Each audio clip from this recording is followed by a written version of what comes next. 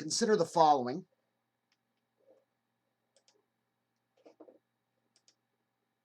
When writing about literature, consider what you are writing about and how it functions. So, we're talking imagery. Imagery shows a reader what is going on in the text. How the device functions affects how you write about it. Detail informs a reader what is going on in the text. Figurative language makes comparisons between two unlike things. And finally, diction establishes tone, how the speaker feels towards a subject. Taken together, these things either reveal a character, reveal a setting, or perhaps characterize a relationship. There are other things you can write about besides these things, but these are some of the most common things that people latch onto, and they're pretty easy to identify.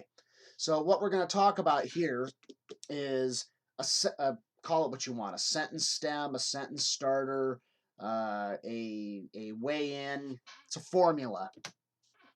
So it's a sentence starter, if you will.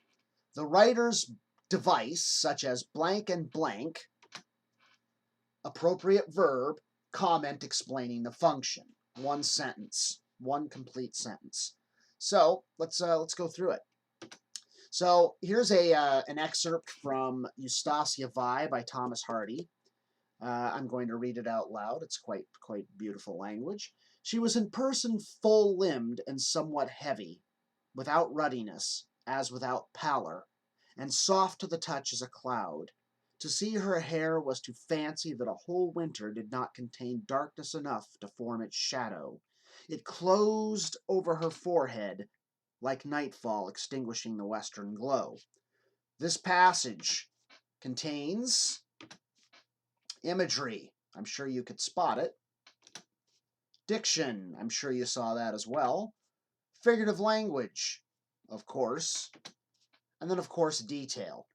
I chose this passage because it was a nice little bonus coupon, and it had everything I needed to explain how to use this little formula to write better, to write more clearly. So when considering the clarity of your writing, again, consider the function of what you're writing about. So we're going to look at an image. So when it comes to imagery, we see it, we hear it, we taste it, we smell it, we feel it. 5 things. Some people make a distinction between kinesthetic imagery, kinesthetic imagery, the imagery of movement, but really, to keep things simple, we're looking at 5 things. All right, so I latched on to soft to the touch. Soft to the touch. That is a tactile image. It reveals the gentleness of Eustacia Vi. So notice that I've got the specific image, and I explain what it's doing. It reveals.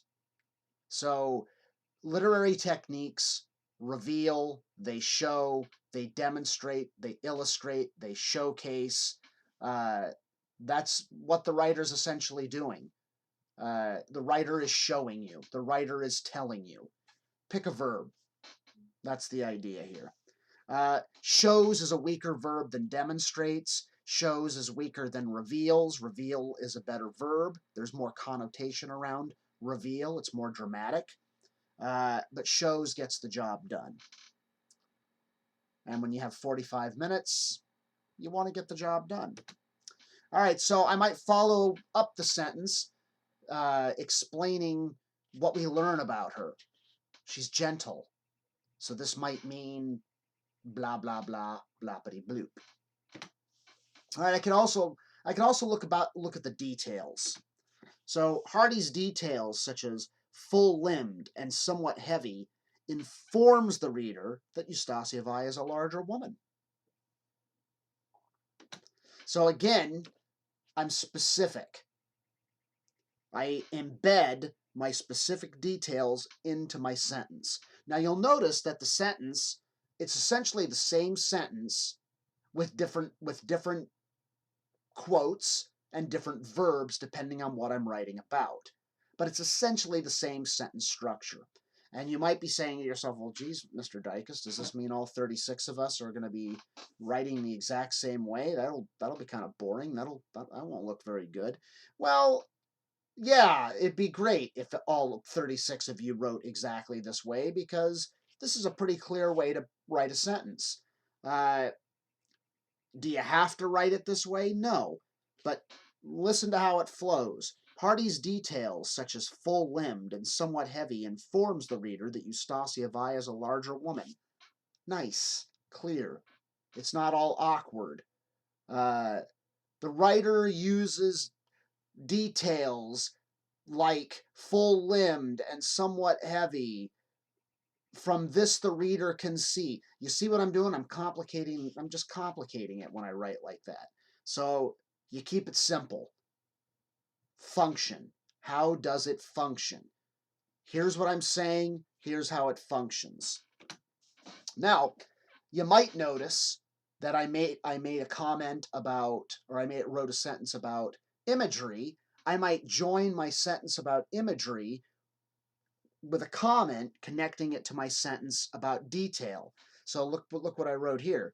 Taken with the example sentence before this one, I might make a comment about Eustacia Vi being formidable through details such as full-limbed, yet gentle through imagery such as soft to the touch. So that's yet another way I might do it. I might take two devices and put them against and juxtapose them, put them against each other. But again, I'm specific. I name it, and I explain it. I name it, explain it. The tying it back comes later. But the tying back here is formidable and gentle. I tie it back to specific ideas. And that's just one sentence. All right, figurative language. I'm sure you picked up on the lovely figurative language in that passage. So Hardy's similes, such as soft to the touch, as a cloud, and like nightfall, extinguishing the western glow, compare Eustacia Vi to the beauty of the sky. So, again, specific device. In this case, I'm writing about similes, like or as. Remember, figurative language compares the unfamiliar, Eustacia Vi, to the familiar, the sky. So, I'm going to go back because I want to explain a little more about that. That is it when it comes to simile and metaphor and personification. The writer is making the unfamiliar familiar to the reader through association. What do we associate with sky? The sky is beautiful. The sky is powerful. The sky is above us. It's heavenly. Eustacia Vi is above us. She is to be admired. She is to be looked upon because of what we associate with the sky. Divinity, beauty, power. These are all things that we associate with the sky. Wonder. I could go on. All about the sky. All right, diction. If you're going to write about diction, you've got to write about tone. Anybody that writes about diction that doesn't mention tone is doing half the job. So if you write about diction, you've got to mention tone. Diction establishes tone. Full stop. Hardy's positive diction, such as soft, fancy, and glow, establish an admiring tone towards Eustacia Vi. The speaker admires Eustacia Vi because of this positive diction. Now, positive isn't it's kind of a boring word. You could say wonderful diction. You could say beautiful diction. You could say many other ways, many other adjectives to describe the diction. But when you've got 45 minutes, diction is positive, negative, or neutral. Positive, negative, or neutral. Positive diction, positive emotions. Negative diction, negative emotions. Neutral, trying to be fair, even-handed. Trying to ride that third rail, that middle rail. All right, so notice that I name that specific diction. Diction words, not big sentences. So you're talking individual words. Soft, fancy, glow, specific words, one word. If you're writing about diction, you're writing about specific words, not the whole sentence together. Because when you say Hardy's positive diction, such as soft as a cloud to the touch, which word are you writing about? So if you're writing about diction, you're writing about, I have to hammer this into your little heads, soft, fancy, glow, you're writing about specific words. If in doubt, you're naming it, you're explaining it, you're tying it back. So what I wanted to hopefully get across to you guys is that this lovely construction in AP Lang, we called it a RASH, rhetorical analysis sentence helper. In AP literature, perhaps it is a LASH, literary analysis sentence helper, and it is a helper sentence.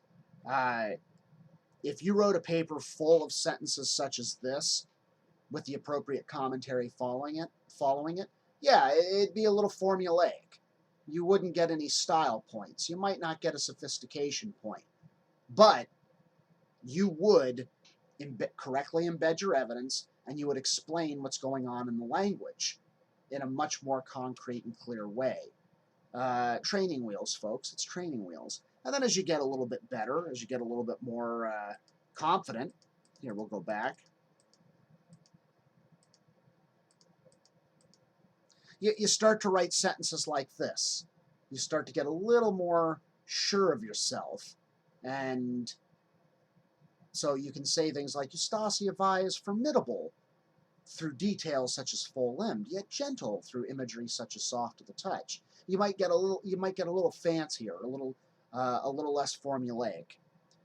So I hope this video is helpful to you when you're looking at it, when you're writing. I'm going to go back and show you the formula again.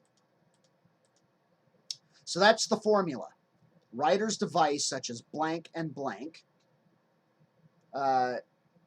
Appropriate verb, comment explaining the function. That's your meat and potatoes sentence in your paper. Hopefully you find that somewhat helpful. All right, until I see you guys again, cheers.